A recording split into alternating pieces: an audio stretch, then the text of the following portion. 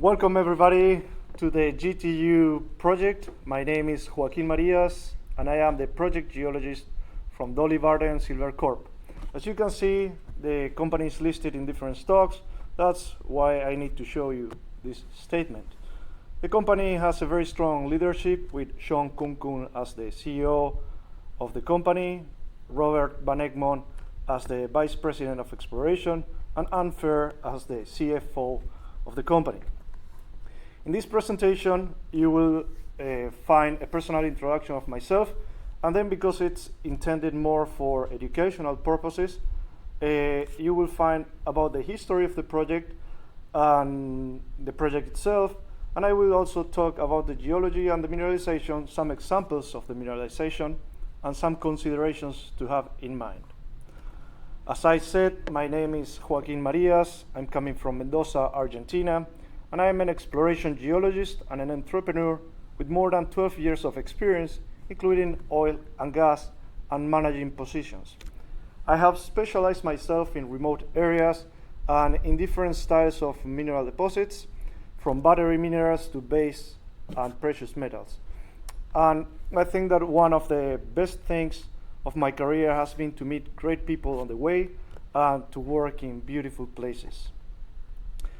Since I was a kid, my dream was to explore in British Columbia, and I came to Canada in 2022, sponsored by the company, and since then I have been exploring in the Golden Triangle. I could say that somehow I'm living my dream. So here you can see on the southern part of the Golden Triangle, that's the place where the company is working now. That's where we have our project. And in the area there have been, in between 2018 and 2023, more than $5 billion of mergers and acquisitions. In 2022, we acquired from Fury Gold Mines, we acquired the Homestake rich property. And as it's shown in the image, major companies are working at this moment in the Golden Triangle.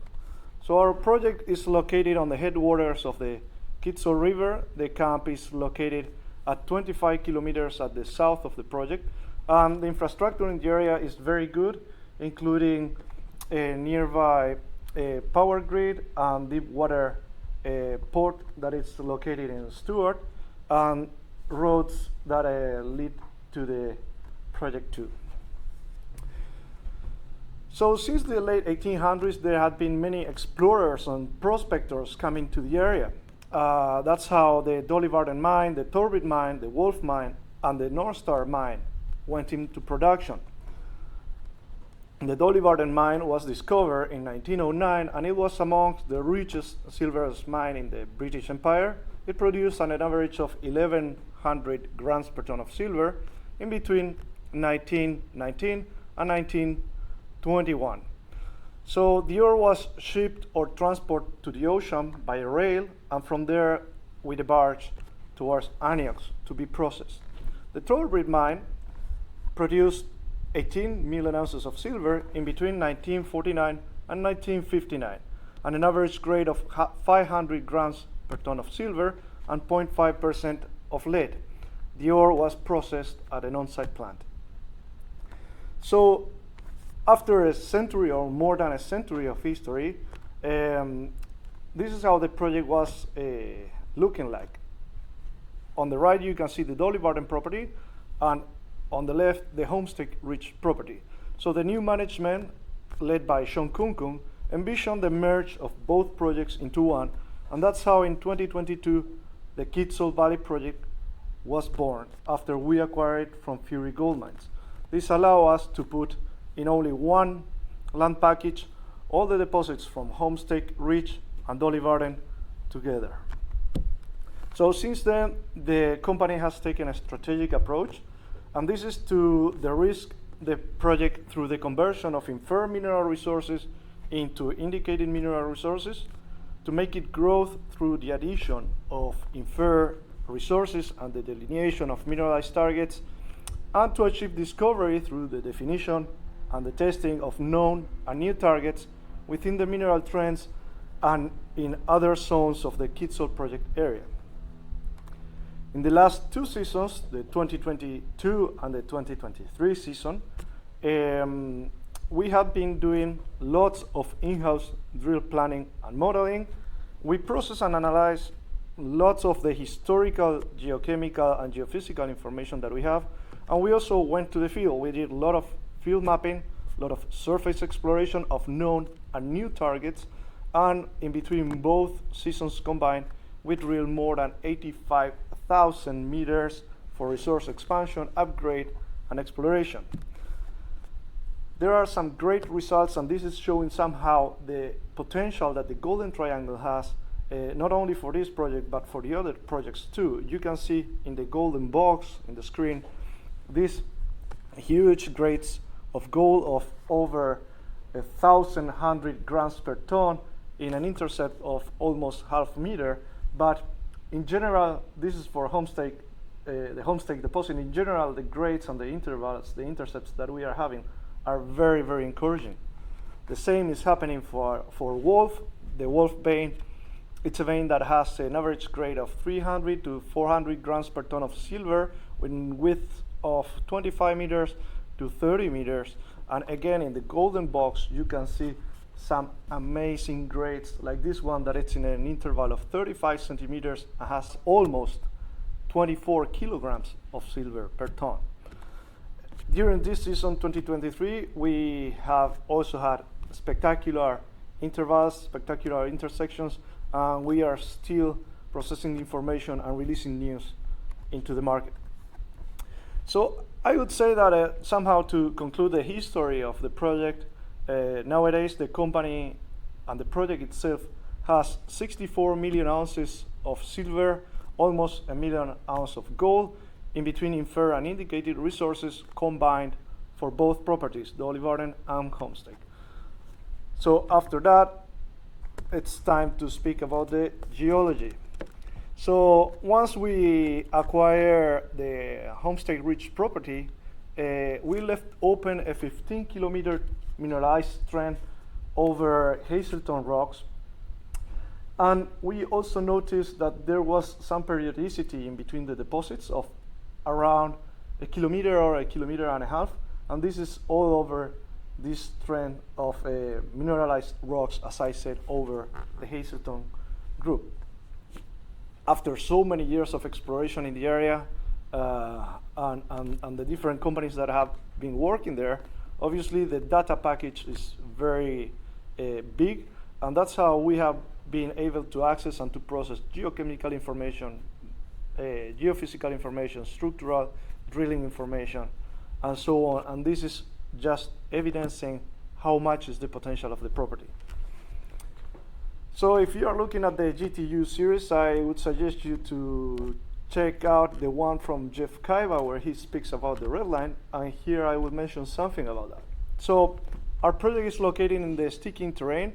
This is a subbasin, in a subbasin of the SK Rift, where the Stuhini group is in contact with the Hazelton group. And we have mostly volcanic rocks on the south, predominantly more sedimentary towards the north. And we are over the famous Kaiba-Nelson red line.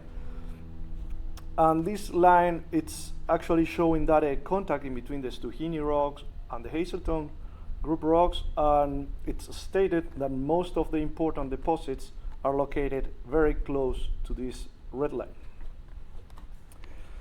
So to be very short on this explanation, the stratigraphy of our project is represented by late Triassic Stuhini group and the early to middle Jurassic Hazelton group, both groups made of volcanic and sedimentary sequences. And the mineralization is represented by stratiform exhalative or stratabound bodies, volcanogenic related mineralization, structurally controlled epithermal mineralization, and structurally controlled veins and breccias, and in some cases their combinations. So number 1, 2, and 3 are mostly found in the lower parts of the upper Hazelton, and the structurally controlled veins and breccias, they extend up to the base of the Iskut River Formation. So this is a time stratigraphic and mineralization diagram. Here we are showing how the deposits are in reference with the stratigraphy and how more or less is the structuration or the structural framework of this rift. And the SK rift extension is actually recording the transition in between subduction related island arc volcanic activity to a period of extensional tectonics that are accompanied by this rift related volcanism. And we know them as the upper Hazelton volcanics, and there is where we are finding all these deposits. As you can see, the alteration in the property has been very well mapped since the last years, and we know very well that we have some realms of QSP, quartz sericite pyrite alteration zones, and that we have some other domains that are more related to potassium enrichment and a sodium depletion. But not all this is happening on the same place, obviously. When we move along the valley, we see how the geology is changing. And in these schematic figures, you can see how the different deposits and the geology is laid down on the terrain. These sequences are all folded due to Cretaceous compression. Here you can see that we have deposits, mineral deposits on the east side of the river and on the west side of the river. As we move a bit further north, we start to see that a wedge of sedimentary Hazelton rocks, and we start to see these intrusive rocks outcropping mostly on the west side. Going further north, you can see that there is a very much relation in between the structures and the deposits, and how some of these deposits are structurally controlled. And further north, we have a rhyolite that it's in contact in between the volcanic Hazelton rocks and the sedimentary Hazelton rocks. Because this talk is mostly for educational purposes, I won't speak particularly of every deposit that we have or every showing that we have in the property, because we have plenty. You will see that now. I will speak mostly about what mineralization styles do we have, and I will show you some examples of these mineralization styles. So it's very well known that on the western side of the property, the deposits are much richer in gold. In some cases they carry copper, and in some cases they carry silver too, but gold is predominant. So this belt, we know it as the gold belt, and on the east side of the river, of the Kitsault River, our deposits are much richer in silver, and that's somehow a silver belt that we have in the area. Each dot that you're looking there in the map, it's a showing or a deposit, and not all of them had been plotted. We have many more, but this is to give you an idea of how many we have and how many places we see with mineralization or with some evidences of a system acting in place. These are the different styles of mineralization that we have in the property. As you can see from left to right, we have stratiform exhalative, strata-bound infill or clastic, the epithermal vein style, stockwork style, stringer zones, disseminated breccias, hydrothermal breccias we would like to say, polymetallic veins, and the classic BMS style of mineralization. These ones on the left are some of all these occurrences and all of these deposits. And what I will show you now is how most of these occurrences or deposits, they have more than one mineralization style in place, which means that these events are overlapping one on top of the other, or they are somehow related one with the other for the same deposit. For example, for Torbrit, we can see that it has features of a stratiform exhalative deposit with stratabound infill or clastic features too, and it has been intercepted by an epithermal vein system. For Red Point, we can see that it's mostly a stockwork with some disseminated mineralization, but we also see some hydrothermal brecciation in the system, and we also see this epithermal veining acting in place. So now I will explain one by one of these very quickly, and I will show you some examples from our property. So to talk about the BMS and the exhalative styles, we have to know that both things are completely different. Somehow they are linked. Both of them happen on the bottom of the ocean, are oceanic floor related, if you want to call it like that, but not both of them are happening on the same place. So the BMS are the volcanogenic massive sulfide style of deposit. The Australians like to call it BHMS, which they are making some emphasis on where the rocks are hosted. That's why they call it volcanic hosted massive sulfide. And you will find some other definitions in the books. The stratiform exhalative can be also named as sedimentary exhalative or SEDEX. They can be proximal or distal depending how close or far they are from the vent, but they are not the same as the BHMS or the BMS deposits, that they are particularly this vent that it's creating these black smokers and white smokers, and that it's venting sulfide straight away into the bottom of the ocean. So I would suggest you that if you want to read about BMS and exhalative styles of deposits, you could check these publications from the USGS that are really great and are very, very complete.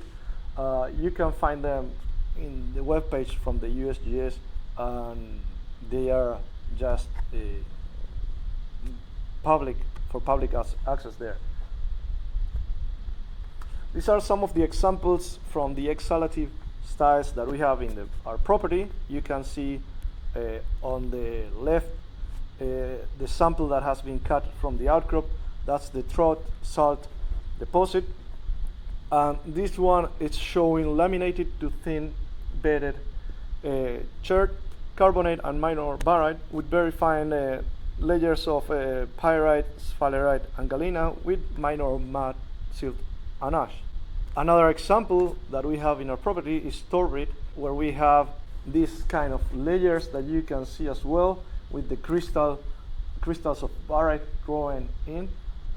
Some authors have called them the geopethal texture because they are growing like that.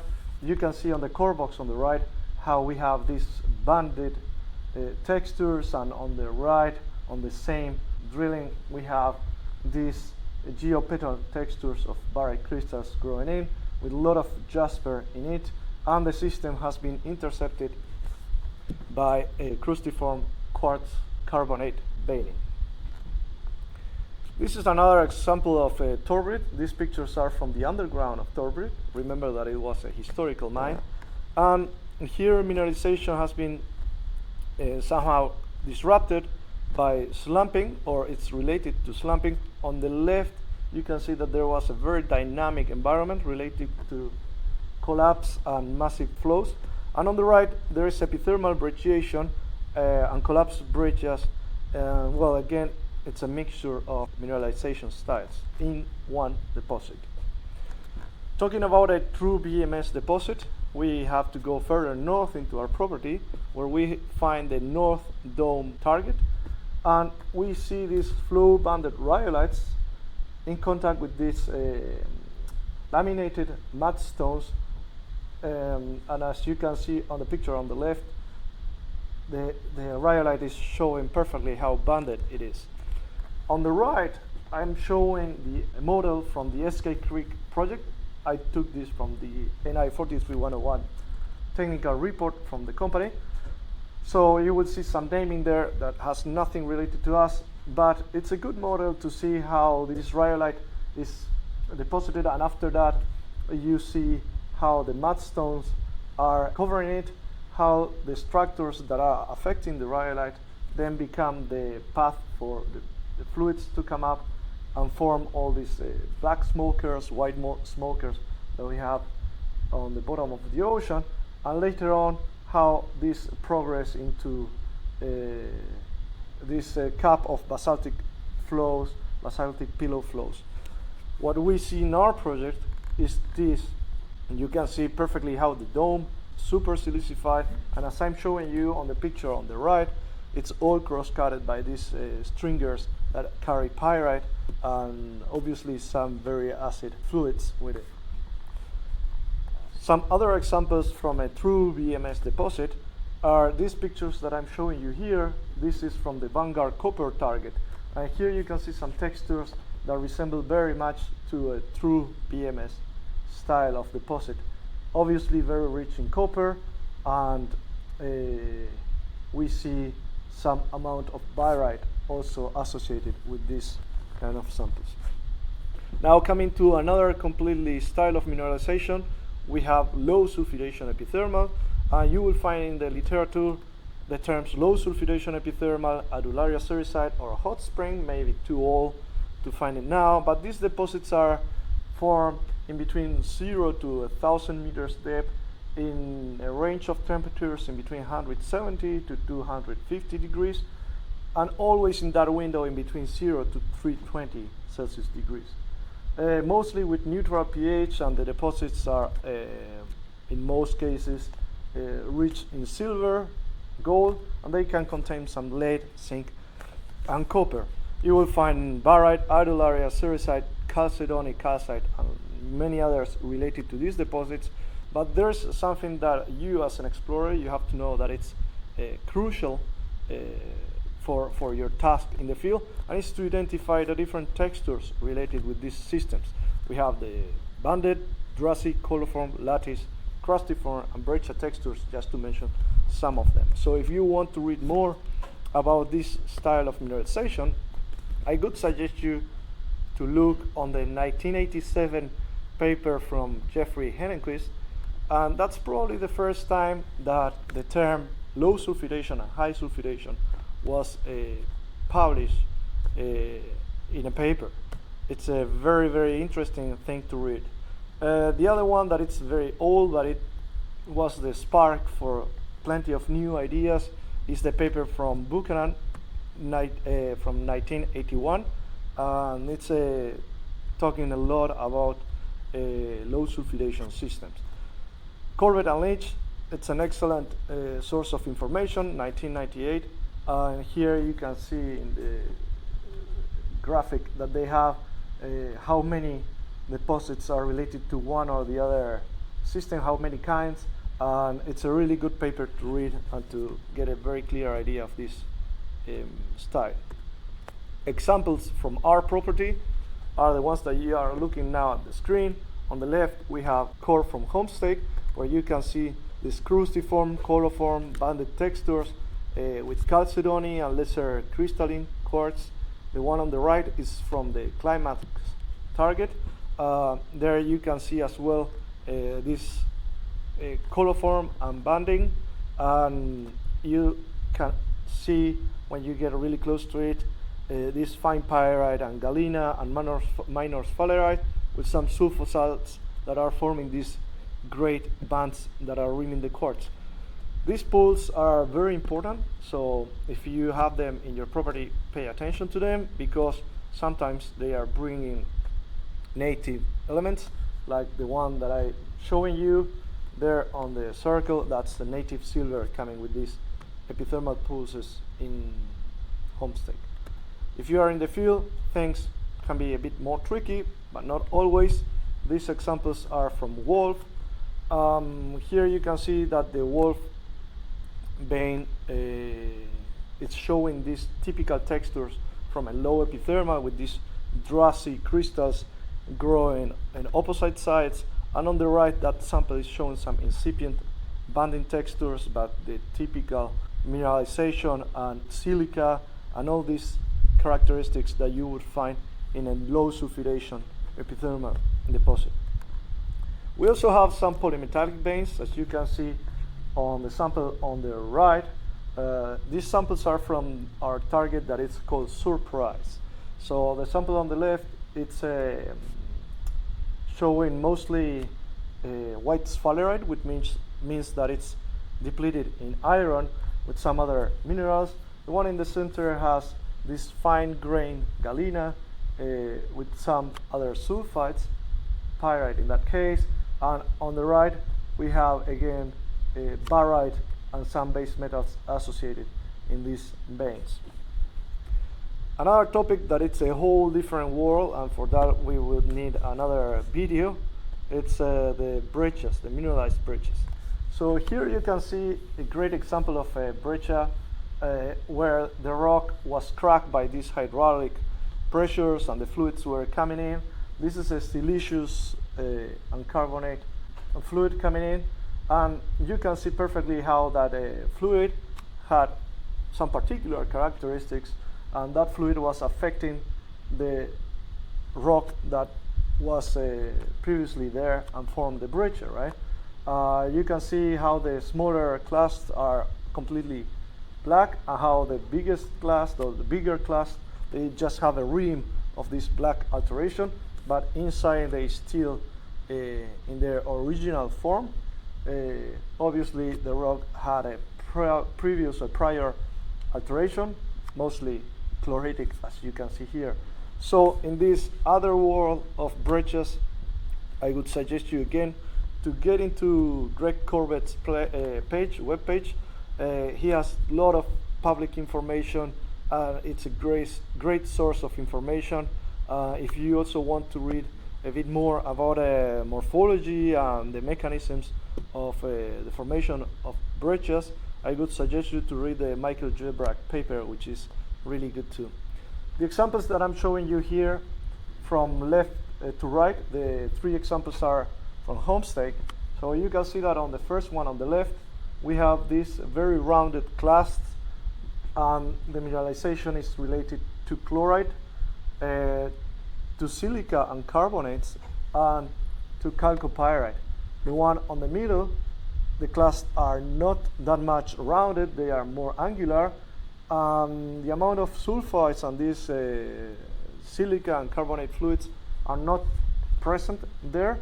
So what we see is mostly this chloride.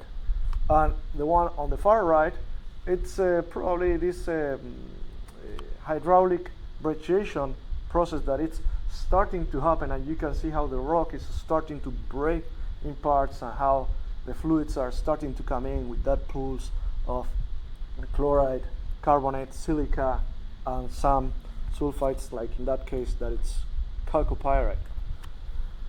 Another example from Homestake is this one, that it's a breccia that, as you can see, is very badly sorted, and the breccia in this case it's in contact with a vein, so the vein is the host rock of the breccia, and we see these lattice textures in contact in between that breccia and the host rock. That's, as I mentioned, it's also a vein.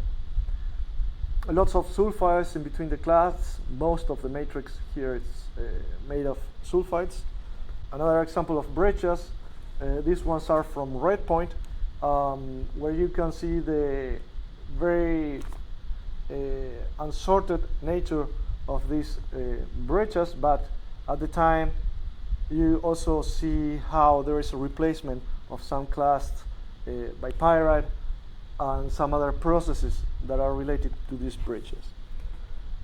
If you want to know more about stockwork deposits and disseminated deposits, you must read the first paper from El Salvador, where these incredible guys study the deposit. It's the 1975 Gustafson and Hunt paper about El Salvador copper porphyry. And another one that it's really good to read is the 2010 from Richard Silito, where he's also talking about veinlets. So Gustafson and Hunt, they explain about veinlets in their paper, and I think that Silito has done a great job putting them together in this diagram there on the left. So if you want to understand more, these are great sources of information. Some examples that we have in our property of this stockwork disseminated is, again, Red Point, where we see this multi-phase veinlet system that is working in place, and how we have different veins. Some of them are made purely of sulfides, some of them will contain some sulfides, some other will be completely barren, and how some of them will be wormy, how some of them will be straight and will have very defined margins. So there is a lot of things happening here. Some other example from Redpoint, where you can see some B type of veinlets in the project, how some later veinlets are using pre-existing veinlets, and obviously all the alteration related to this style of deposit. And that's another topic that there's probably not enough time to talk about that, but it's the alteration styles. So there can be many different alteration styles as used in the image. These are different examples that we have in our property. The alteration styles will tell you about the nature of the fluids, the temperature, and many other indications that you need to have in mind when you're exploring. And they will help you to vector or target much better when you are mapping out in the field, even when you are drilling for exploration. Another thing that it's something that it's very hard to explain, and it would take a lot of time to explain, it's the structural considerations that you have to have. In our project we have many different structural phases acting in the same place, from normal faulting to reverse faulting to the reactivation of all structures. So if you want to read about structures, and I would suggest you get again into Corp. He has beautiful diagrams and he's explaining very, very well the different kind of structures. Dave Reese, he has also very good papers about that. So if you are exploring the Golden Triangle, some considerations that you should have in mind. You have seen how the geology plays a key role and how important is the distribution of this geology on the property. I have also shown you how the good understanding of the mineralization styles, the regional and the alteration patterns are going to help you along the way. So don't underestimate geology of your project. Try to use all the available information that you have. The Golden Triangle seems to be very simple, but actually you can confuse very quickly different formations or different levels. So don't underestimate again the general geology. Compare the geology from your project, compare your deposits with other portions or with other projects from the Golden Triangle. Things somehow are happening in the same place and more or less at the same time because of a reason. So there can be similarities that will help you in your project to explore better. And always boots on the ground, try to go out, be on site and explore as much as you can. The deposit is there, the mineral is there, you just need to explore. Great places if you are looking for information about the Golden Triangle besides the GTU project. You can get into the USGS webpage where they have plenty of information, as well as the MDRU webpage where you can see plenty of publications. There are plenty of works from the Golden Triangle. And for me that I'm coming from abroad and this is a complete new area, I have to say that this has been very helpful as a source of information. In terms of community, we have 1/3 of our workforce from the Nisga'a Nation. We are working in the Nisga'a territory, and we are a founder member of the BCRMA, that is the British Columbia Regional Mining Alliance. Another thing that I would like to mention here is always seek for expertise in your project. I was very, very lucky that I met this gentleman. He's Chris Sievert. Chris has been for 12 years working in the property, and Chris explained me and guided me through many things, and he has been kind of a mentor for me, and I couldn't be more grateful of working with a person like him, a true scientist that has the time to explain things and that he wants to share all the time knowledge. So wherever you are seek expertise. If you don't have a Chris in your project, bring one. If you have one, get closer to him. And by definition, teamwork is the collaborative effort of a group to achieve goals in an effective and efficient way. And not everything is science, not everything is rocks. There's people working out there, and I truly believe that great companies are made of great people. I have been very lucky to work here with all these guys, to meet all these people in the field, from the management to the loggers to all the rest of the people that I have shown you. So always try to work in group. That's how we are making the history of this place all together. So I hope that you enjoy the talk. Again, my name is Joaquin Marias. You can follow the company on the social networks. If not, follow me in LinkedIn, X, and YouTube. Please, if you like this video and the others, subscribe to the channel and don't forget to hit like. Thank you.